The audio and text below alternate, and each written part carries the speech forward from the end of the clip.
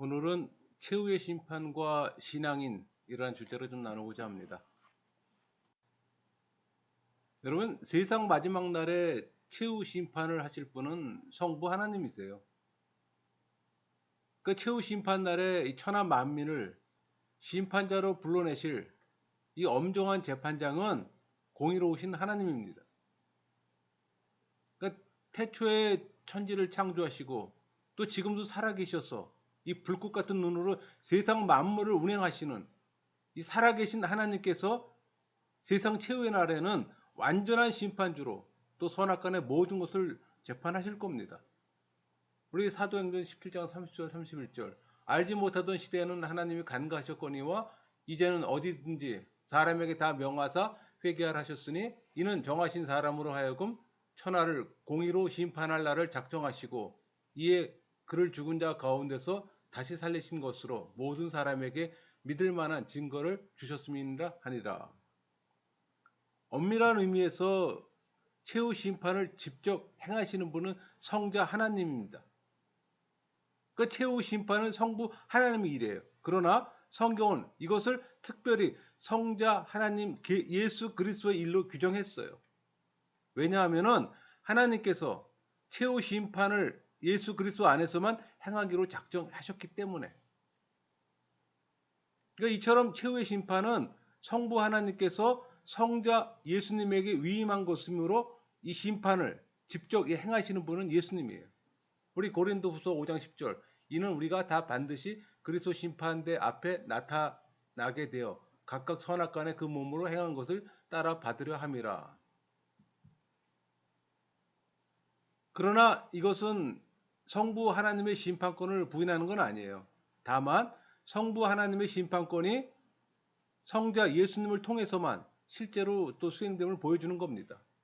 우리 요한복음 5장 22절 아버지께서 아무도 심판하지 아니하시고 심판을 다 아들에게 맡기셨으니 하나님의 심판권이 예수님에게 주어진 것은 예수님께서 스스로 희생 제물로 드린 것에 대한 보상이라고 할 수 있어요. 그 말은 예수님께서는 중보의 자격으로 최종 재판의 주체 곧 심판주가 되신 겁니다.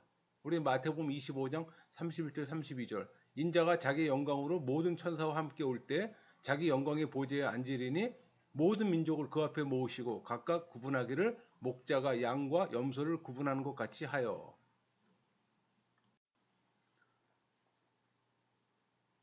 그렇다면 이 최후의 심판 날에 예수 그리스도께서는 우리 신앙인들을 어떻게 심판하실까요? 우리를 완전히 이해하시면서 심판하실 겁니다. 원래 하나님이시지만 육신의 몸으로 이 세상에서 사람의 아들로 태어나 우리와 함께 하셨잖아요. 따라서 누구보다도 인간을 잘 아시고 이해하세요. 그러므로 이 심판하실 자리에서도 우리를 완전히 이해하면서 심판하실 겁니다. 우리를 온전히 사랑하면서 심판하실 거예요. 그는 이 세상에 오셔서 우리와 함께 하실 뿐 아니라 우리에게 또 진정한 행복을 주고자 당신의 가장 귀한 생명까지도 아끼지 않고 내어놓으셨어요. 우리 요한복음 3장 16절 하나님이 세상을 이처럼 사랑하사 독생자를 주셨으니 이는 그를 믿는 자마다 멸망하지 않고 영생을 얻게 하려 하심이라. 로마서 8장 32절 자기 아들을 아끼지 아니하시고 우리 모든 사람을 위하여 내주시니가 어찌 그 아들과 함께 모든 것을 우리에게 주시지 아니하겠느냐. 바로 이런 사랑으로 심판의 자리에서도 우리를 온전히 사랑하면서 또 심판하실 겁니다.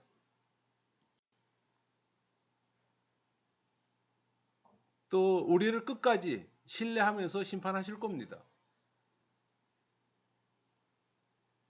그는 자신을 믿고 따르는 사람이 설령 잠시 배반한다 할지라도 끝까지 포기하지 않으시고 오히려 헌신의 자리로 이끄셨어요.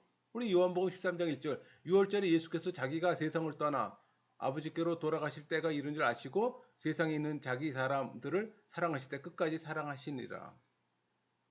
그리스도께서는 자신을 믿음으로 구주로 고백하는 자에게는 어떤 결점이 있더라도 끝까지 믿으면서 심판하실 겁니다. 우리를 또 영원히 도우면서 심판하세요. 또 최후 심판의 자리에서 예수 그리스도의 공로를 제외하면 우리의 의는 모두 다 더럽고 추잡한 것이 되고 말아요. 우리 이사야 64장 6절 말씀처럼 무릇 우리는 다 부정한 자 같아서 우리의 의는 다 더러운 옷 같으며 우리는 다 잎사고 같이 시들모로 우리의 죄악이 바람같이 우리를 몰아가나이다. 따라서 끝까지 주님께서 우리를 도우시지 않으면 우리는 영벌의 심판을 받을 수밖에 없어요. 여러분 그러나 안심하세요. 예수의 믿음을 소유한 신앙인은 그리스도의 공로로 말미암아 또 영원히 도움을 받게 됩니다. 그저 우리는 할렐루야예요.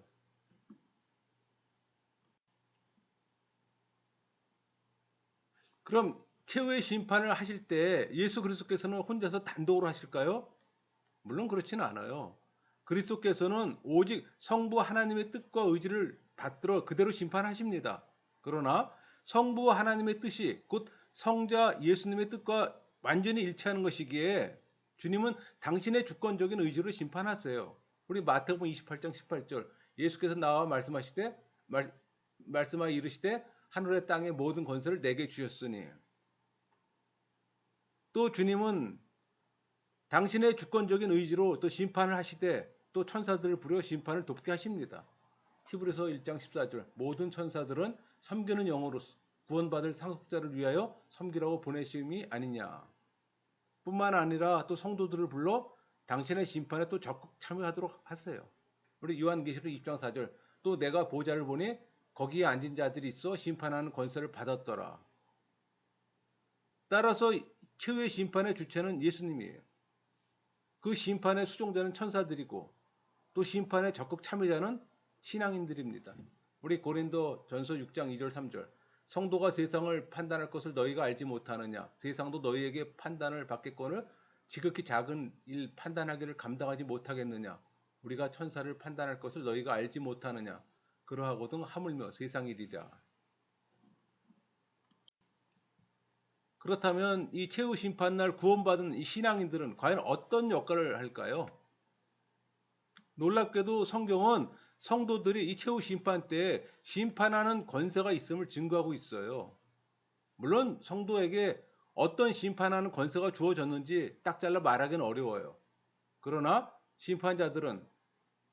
신앙인들은 그 심판 속에서 그리스도께서 하나님의 법으로 또 불신자를 심판하는데 또 적극 참여하는 것은 분명합니다.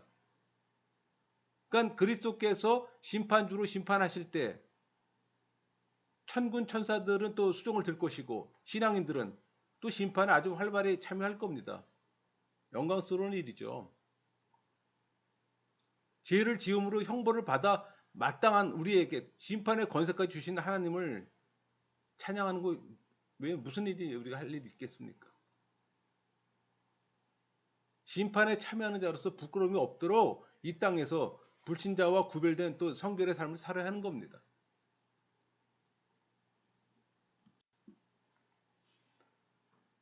하나님의 심판을 받을 대상은 누구일까요? 사단의 졸개 불신자 신앙인들입니다. 그 첫 번째가 사단과 그 졸개들이에요.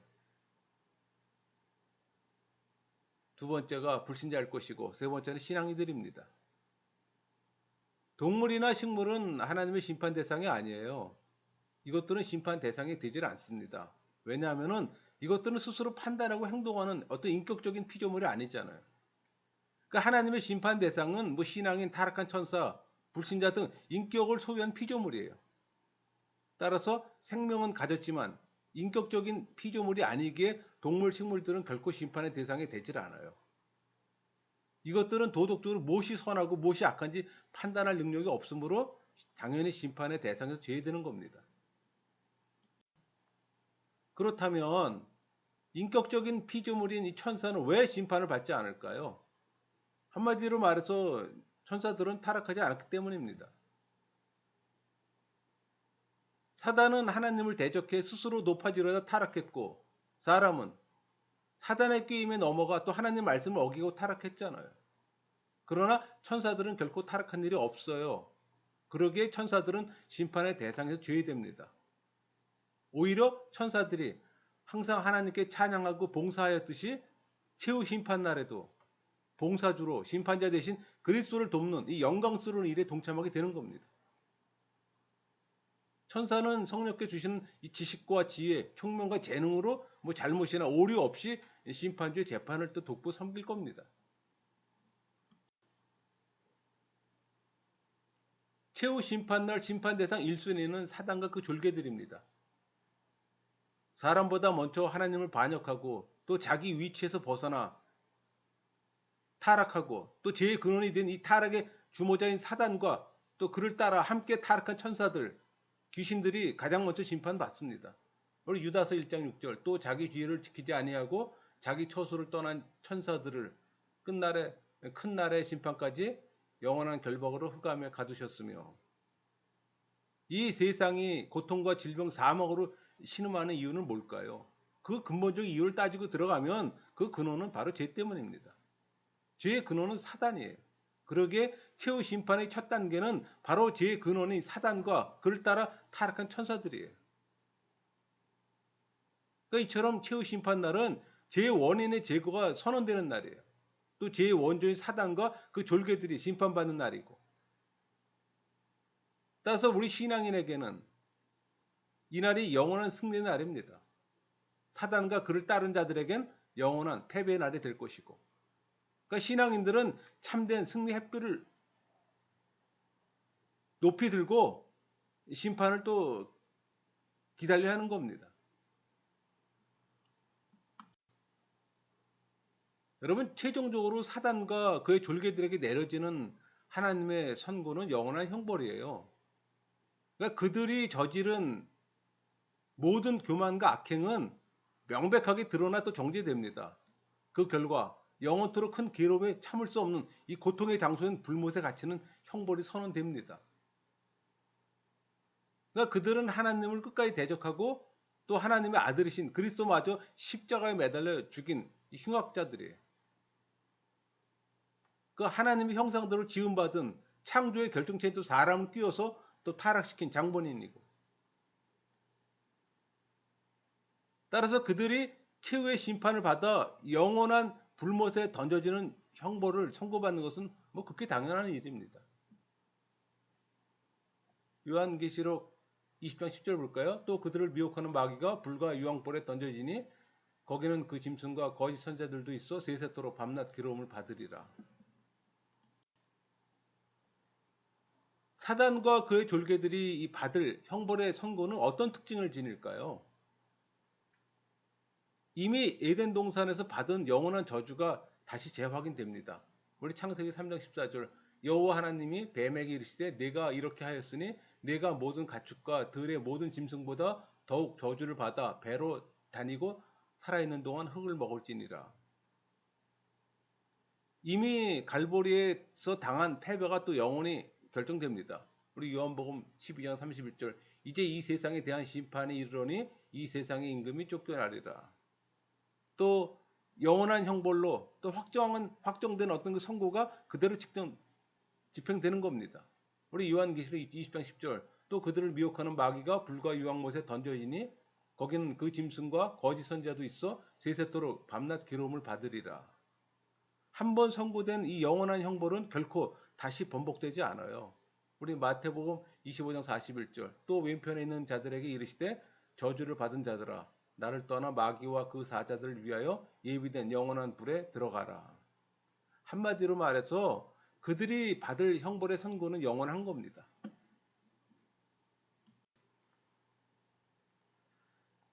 사단과 그의 졸개들 다음으로 하나님의 심판을 받을 대상은 이 세상에서 자기 마음대로 산 불신자들이에요. 이들은 하나님을 떠나 자기도 알게 모르게 사단의 종이 돼 또 죄를 범한 영원히 멸망받을 죄인들입니다. 우리 에베소서 2장 1절 2절 말씀처럼 그는 허물과 죄로 죽었던 너희를 살리셨도다. 그때 너희는 그 가운데 행하여 이 세상 풍조를 따르고 공중의 권세 잡은 자를 따랐으니 곧 지금 불순종의 아들들 가운데서 역사하는 영이라. 진정한 양심의 소리로 혹은 진리의 말씀의 소리로 하나님께서 그들을 계속 불렀음에도 불구하고 그들은 귀를 막고 듣지 않았어요. 머리를 흔들어 거절한 사람들입니다.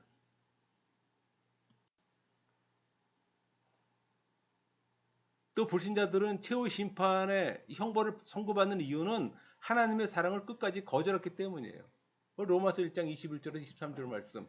하나님을 알되 하나님을 영화롭게도 아니하며 감사하지도 아니하고 오히려 그 생각이 허망하여지며 미워하는 마음이 어두워졌나니 스스로 지혜 있다 하나 어리석게 되어 썩어지지 아니하는 하나님의 영광을 썩어질 사람과 새와 짐승과 기어다니는 동물 모양의 우상으로 바꾸었느니라. 그리고 또 사단이 인도하는 대로 살았잖아요.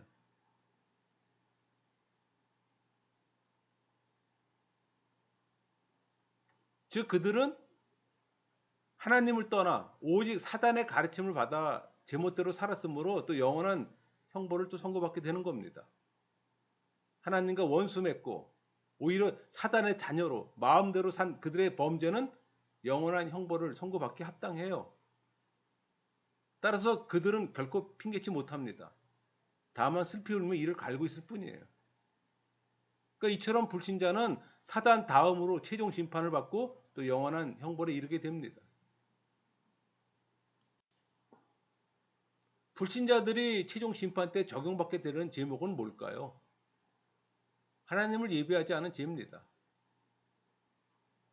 또 하나님을 거부하고 다른 피조물을 섬긴 죄고 또 예수님을 믿지 않은 죄예요. 또 예수님을 자신의 구주로 영접하지 않고 자신의 인생을 자기 마음대로 산 죄입니다. 또 성령을 회방한 죄입니다. 성령의 역사를 과소평가할 뿐 아니라 오히려 귀신의 역사라고 매도한 죄예요. 또 하나님을 떠나 오직 사단을 따라 이 타락한 인간의 본성 그대로 살았던 이 죄인들은 또 모두 심판을 받게 되는 거예요. 이들은 모든 죄로 사망의 심판을 받는 겁니다. 로마서 6장 23절 죄의 삭은 사망이요. 그리스도의 믿음으로 구원을 받은 성도는 최후 심판에서 완전히 죄인될까요? 구원받은 성도라도 최후 심판의 대상에서 완전히 죄인되는 건 아니에요. 이에 대해 히브리서 기자는 하나님은 교회와 만민의 심판자라고 증거했습니다. 이처럼 성경은 천하 만민이 모두 다 하나님의 심판을 받는다고 증거하고 있어요. 따라서 성도도 최후 심판의 대상에서 결코 제외되지는 않아요. 그렇다면 하나님 보좌 앞에서 신앙인도 불신자와 똑같은 심판을 받게 될까요? 그렇진 않죠. 불신자는 영원한 형벌의 심판을 받지만 신앙인은 결코 형벌의 심판을 받지 않아요. 우리 요한복음 5장 27절에서 29절까지 말씀. 또 인자됨으로 말미암아 심판하는 권한을 주셨으니라. 이를 놀랍게 여기지 말라. 무덤 속에 있는 자가 다 그의 음성을 들을 때가 오나니 선한 일을 행한 자는 생명의 부활로 악한 일을 행한 자는 심판의 부활로 나오리라. 왜냐하면 예수님께서 신앙의 죄를 대속하기 위해 갈보리에서 이미 죽음의 형벌을 받았잖아요. 우리 히브리서 9장 28절 이와 같이 그리스도도 많은 사람의 죄를 담당하시려고 단번에 들으신 바 되셨고 구원에 이르게 하기 위하여 죄와 상관없이 자기를 바라는 자들에게 두 번째 나타나시니라. 따라서 신앙인은 결코 형벌의 심판을 받지 않습니다. 반대로 상급의 심판을 받아요. 그러니까 신앙인은 심판날에 그리스도 안에서 행한 이 선한 행위에 따라 주어질 상이 있어요. 그러니까 그 상이 무엇인지를 가려는 심판을 받게 되는 겁니다. 그렇다고 신앙인이 뭐 세상에서 지은 죄에 대한 아무런 보고 없이 그냥 넘어가는 건 아닙니다. 신앙인은 지은 죄에 대한 사실 심리는 분명히 있을 겁니다. 로마서 14장 10절 내가 어찌하여 내 형제를 비판하느냐 어찌하여 내 형제를 업신 여기느냐 우리가 다 하나님의 심판대 앞에 서리라. 또 고린도후서 5장 10절 이는 우리가 다 반드시 그리스도 심판대 앞에 나타나게 되어 각각 선악간에 그 몸으로 또 행한 것을 따라 받으려 함이라. 이것을 통해 신앙인은 자신이 받은 죄와 죄의 용서와 구원이 얼마나 또 크고 또 고귀한지 알게 될 겁니다. 그러니까 신앙인들은 이 세상에 살고 있을 때도 이미 주어진 구원에 대해 감사하며 살아야 되는 거예요. 그러나 최후 심판날엔 모든 죄를 완전히 용서받았다고 선언받을 뿐만 아니라 오히려 상급까지 받게 되므로 큰 기쁨을 아마 경험할 겁니다. 그래서 우리 신앙인들은 마라나타를 외쳐야 되는 거예요. 주 예수에 어서 오시옵소서. 우리 요한계시록 22장 20절 이것들을 증언하신 이가 이르시되 내가 진실로 속히 오리라 하시거늘 아멘 주 예수에 오시옵소서. 최후 심판대에서 우리 신앙인이 세상에 사는 동안 행했던 범죄에 대한 사실 심리는 그 신앙인에게 어떤 영향을 줄까요? 자신이 저지른 죄악성을 볼 때 영원한 형벌에 처할 수밖에 없었던 운명임에도 불구하고 또 예수님의 보혈의 공로로 구원받게 된 사실에 또 십자가의 공로가 얼마나 효력 있고 완전 무별한 것을 또 깊이 깨닫고 감사하게 될 겁니다. 그러니까 자신이 행한 이 선행은 그리스도의 구속의 공로에 비하면 너무나도 적고 사소한 것이에요.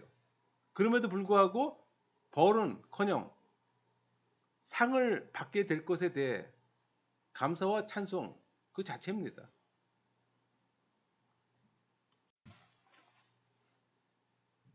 최후 심판 속에서 신앙인들도 범죄에 대한 사실 심리가 있어요.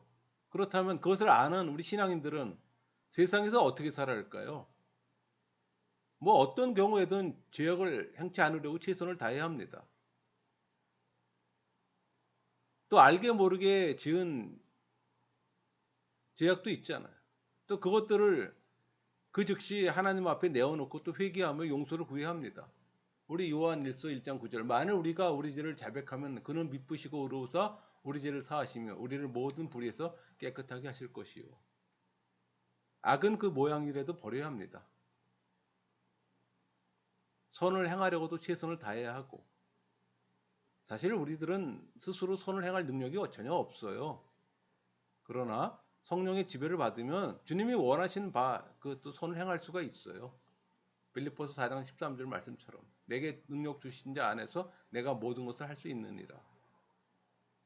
예수님 안에서 깊이 뿌리를 내리고 오직 그의 말씀에 따라 순종하며 그의 약속대로 또 기도해야 합니다. 그러니까 신앙인이 그리스도 안에서 말씀과 교제로 살지 않으면 결코 사단의 세력에 대해 승리할 수가 없어요. 디모데전서 4장 5절 하나님 말씀과 기도로 거룩하여짐이라. 항상 말씀과 교제로 경건에 이르기를 힘써야 되는 거예요. 그래서 신앙의 삶이 결코 쉬운 것만은 아닙니다.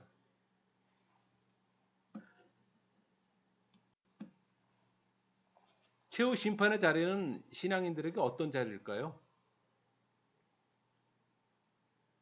여러분이 만약 신앙인이라면 기대하는 바가 있을 거 아니에요.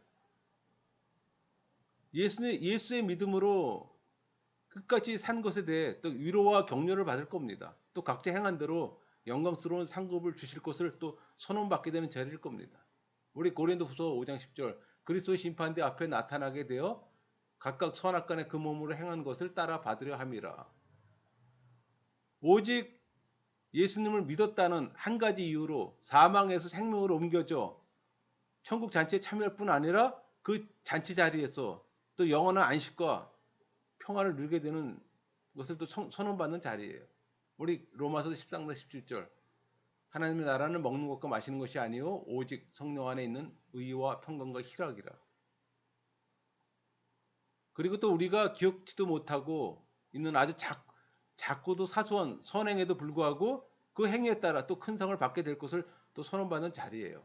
우리 마태복음 25장 40절 너희가 여기 내 형제 중에 지극히 작은 자 하나에게 한 것이 곧 내게 한 것이니라 하시고 이런 축복의 자리에 참여하기 위해 그리스도를 믿을 뿐 아니라 평소 생활 가운데서도 하나님의 자녀로서 빛과 소금의 사명을 감당해야 합니다.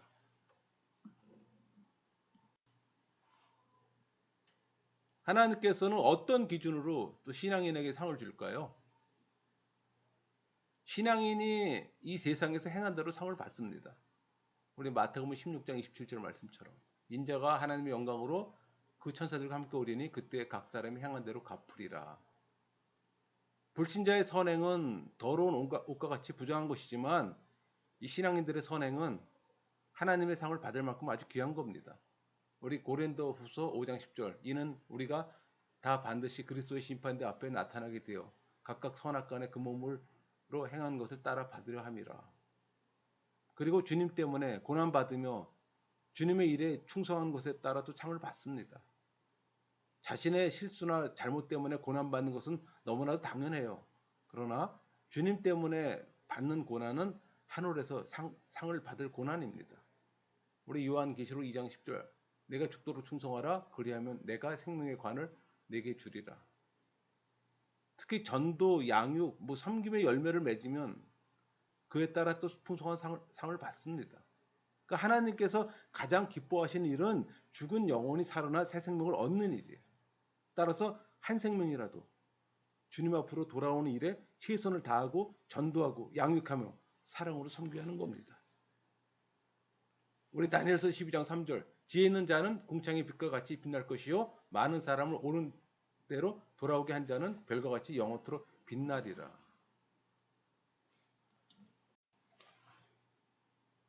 그렇다면 최후의 심판에서 이 천국의 기업과 이 상급을 선언받기 위해 신앙인은 이 세상에서 어떻게 살아야 할까요? 그게 중요하잖아요. 오직 믿음으로 하나님으로부터 이 받을 큰 상을 바라보며 또 기뻐하고 즐거워하며 살아야 합니다. 우리 마태복음 5장 12절 말씀처럼 기뻐하고 즐거워하라 하늘에서 너희의 상이 큽니다. 하나님으로부터 이 받을 이 상을 믿음으로 바라보며 사는 신앙인은 이 세상 것에 결코 만족하지 않아요.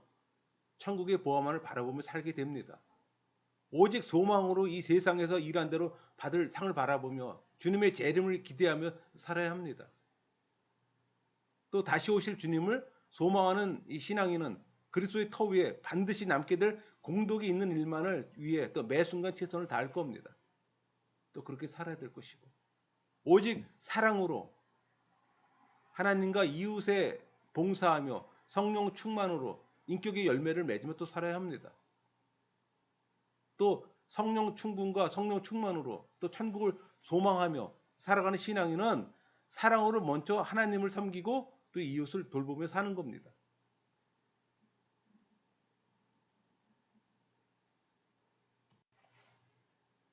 인류 역사가 끝날 때 천하 만민은 모두 어디에서 심판받게 될까요? 바로 그리스도 심판대요 크고 흰 보좌 앞입니다. 우리 고린도서 5장 10절 이는 우리가 다 반드시 그리스도 심판대 앞에 나타나게 되어 각각 선악간에 그 몸으로 행한 것을 따라 받으려 함이라. 요한계시록 20장 11절 또 내가 크고 흰 보좌와 그 위에 앉으신 이를 보니 땅과 하늘이 그 앞에 피하여 간데 없더라. 이 심판대는 우리 사도 요한이 본대로 크고 높은 흰 보좌로서 모두 바라볼 수 있는 위험 있는 심판대가 분명해요.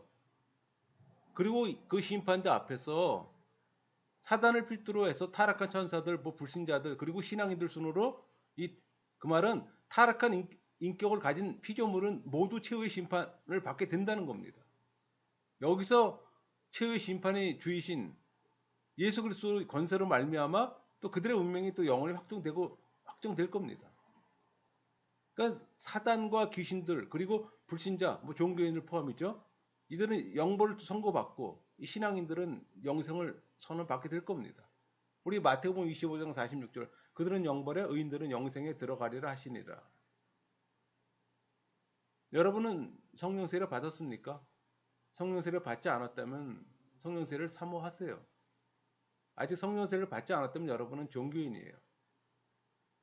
또 성령세례를 받았다면 여러분에게는 영벌이 아닌 영생이 주어집니다. 이 말씀을 듣는 모두가 영생을 선언받기를 소망합니다. 말씀을 마치겠습니다.